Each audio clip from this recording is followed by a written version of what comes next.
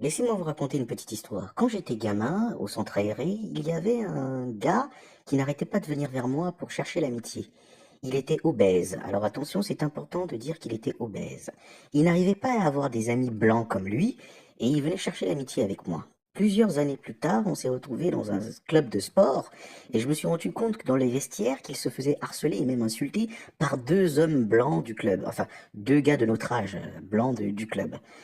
Plusieurs années encore plus tard, alors que je m'étais rendu compte que dans son école aussi, il subissait du harcèlement, on s'est revus plusieurs années plus tard, adulte maintenant, et ce gars-là m'a fait comprendre qu'il en a rien à foutre du racisme. Il me l'a même dit. Et je ne pouvais pas m'empêcher de me poser la question de pourquoi est-ce qu'il me le dit. Je me suis juste rendu compte en regardant sur ses réseaux sociaux qu'il était abonné à des gens qui, eux, étaient abonnés également à des groupuscules racistes d'extrême droite, avec des croix gammées et des trucs comme ça. Et là, j'ai tout compris.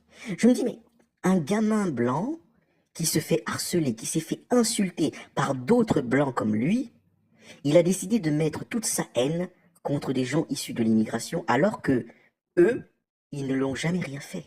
C'est terrible, hein? C'est un phénomène psychologique étrange, c'est-à-dire que l'opprimé finit par aimer son agresseur, il finit même par avoir de l'empathie vis-à-vis de son agresseur. Homme blanc qui se fait maltraiter par un autre homme blanc et même harcelé, finit par apprécier tellement cet homme blanc et qu'il lui-même finit par devenir un agresseur et un raciste.